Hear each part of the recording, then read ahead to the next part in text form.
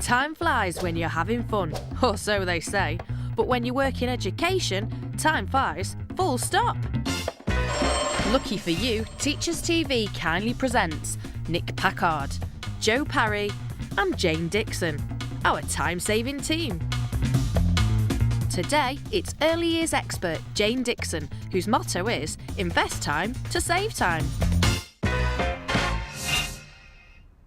Okay, I'd like to ask you all to begin by thinking of a skill or an interest or something that you do outside of teaching that has nothing to do with teaching.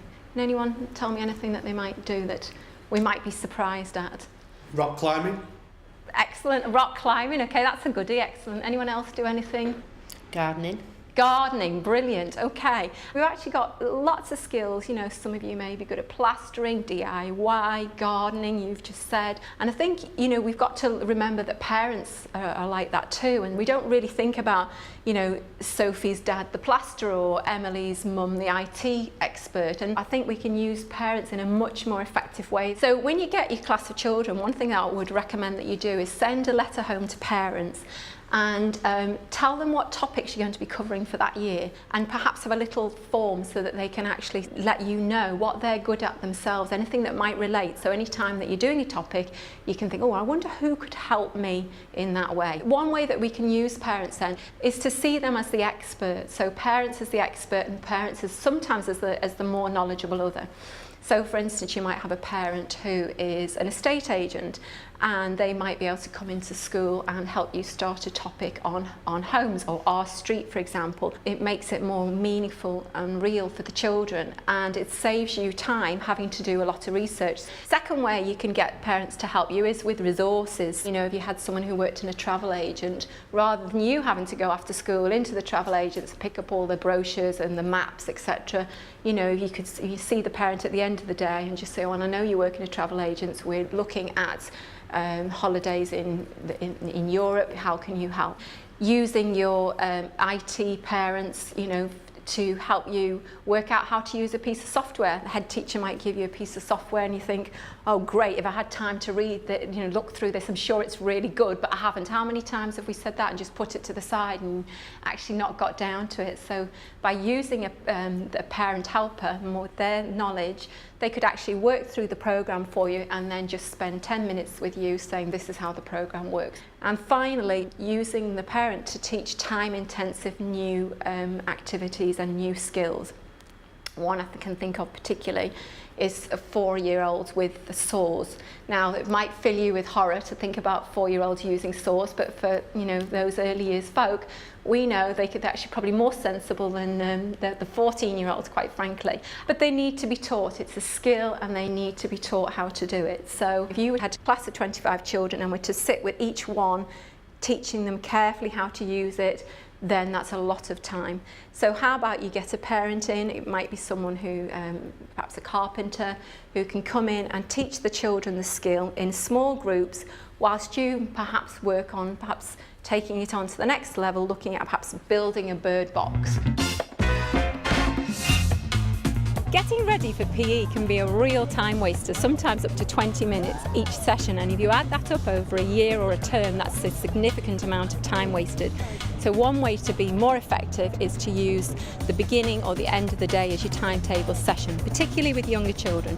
So that way the children can come to school already changed, saving valuable time, or they can go home at the end of the day in their kit and let mum and dad do the hard work. Visit teachers.tv/timesavers for useful advice on implementing Jane's tips. Thinking about requests that children ask, I want you to see if you think any of these sound familiar to you. What do I do next? Where does this go? Can I get a book?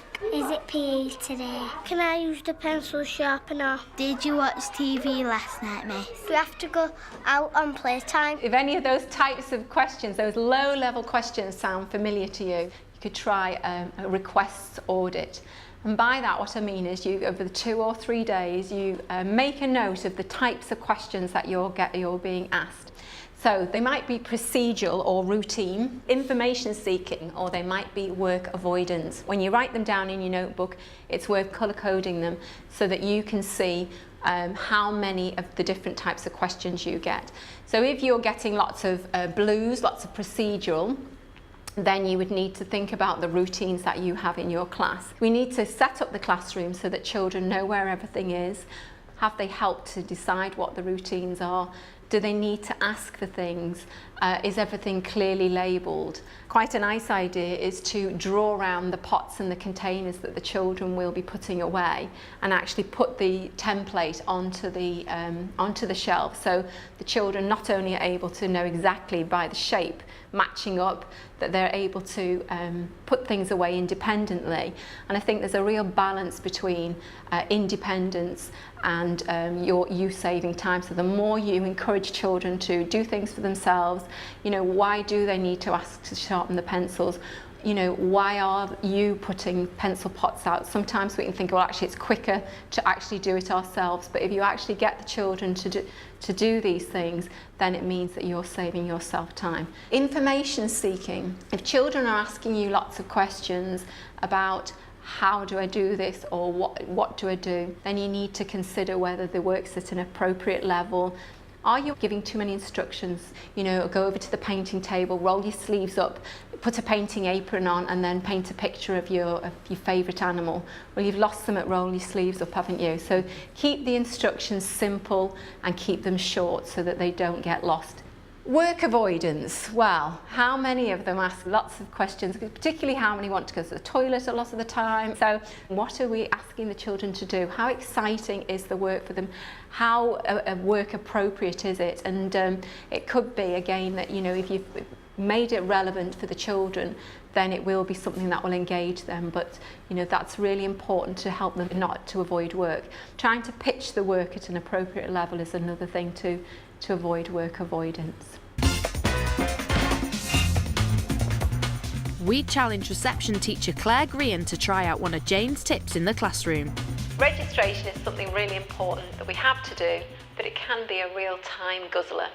How about trying self-registration? Something as simple as a couple of notice boards, one clearly marked in, one marked out, with the children's names on one board, and as they come into the classroom, they just simply move their name from the out onto the in board, and then they go off and do an activity that you've set them previously. Self-registration seems a great idea, a really good time saver. Traditionally, the way the register is done, the children do spend quite a lot of time sat on the carpet. Some initial concerns I do have is that obviously it's a little bit of time taken to make the display board, to put things together, but I think once they'd set up, they'd be set up for the year, because it'd be a practice the children would be used to getting on when they come in the morning and lunchtime. I do feel that in the beginning of reception, some children can't quite recognise their name, so just having names on cards would be a little bit difficult. So what we'd have to think about is maybe putting a picture that's the same letter sound as the children's name, so a jigsaw piece for Jack would be really good. One more concern, maybe a lot of children crowded around one place, but I'm really quite excited to give it a try and see if it does save some time. It took Claire about an hour to make the boards and put them up. But will all that effort be worth it?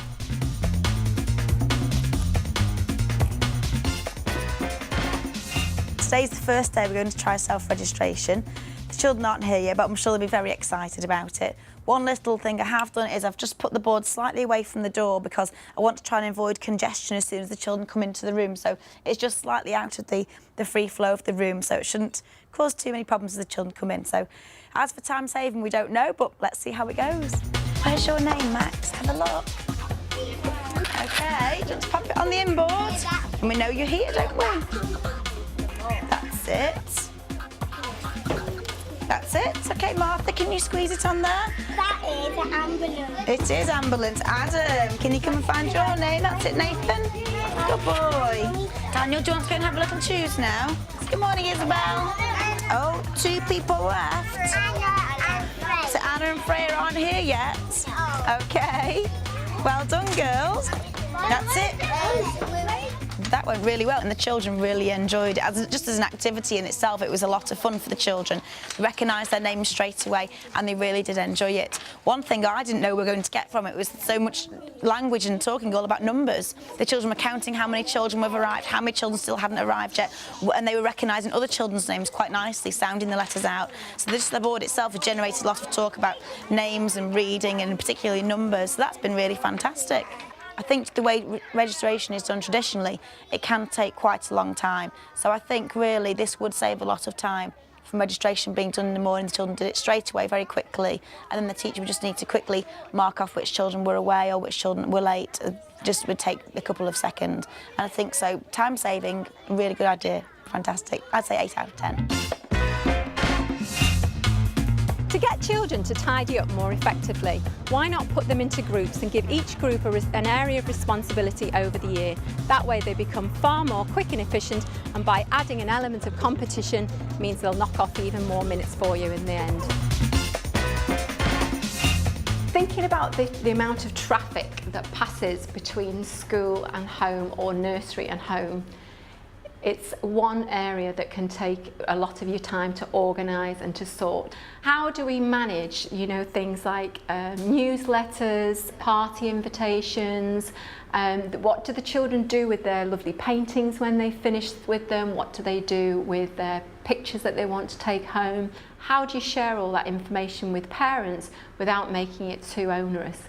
And one tip that I picked up from a school was the use of a special box, and it's, as you can see, it's a really simple idea.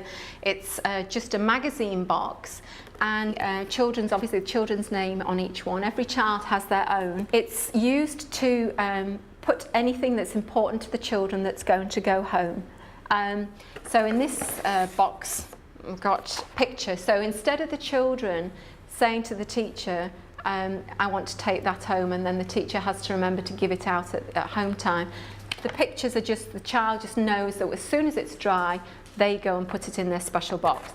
Now, a key thing to having a special box like this is the position of them. Where are they going to go? Think carefully where you would put the box, and I would suggest it's outside of the classroom. But by keeping them outside of the classroom and at children's level, we're encouraging the children again to be more independent. The teachers use these boxes as well to send letters home to parents. And again, this is a really good way. Instead of waiting till the end of the day, when all the children are anxiously waiting to go home to meet their parents, instead of you giving the letters out, and if you've got 25 letters, chances are you usually end up with at least 3 or 4 left, don't you? Think, oh, who didn't get that? It's far quicker for teachers to just spend 2 minutes just going up and down the boxes, just dropping these into the boxes outside of the classroom, and then you're reassured that the children or the parents will take the letters home. Another nice thing to share, putting the party invitations, as I say, get the children or the parents to do that. So that takes the responsibility away from you, so you don't have to have anything to do with party invitations ever again, which is a relief to many people, I am sure. In it goes into the special box. And another thing that is quite nice to share with the children is their learning journey, and pictures of significant things, pictures and activities that the children are engaging in. They can go home, and again, rather than the parents having to come and ask what the children are doing, they can just take this. They know that if this is in their special box, then they have every right to take that home. So it's fostering parent, school, nursery relationships, really helping to share. You can get useful advice and templates if you visit teachers.tv/timesavers.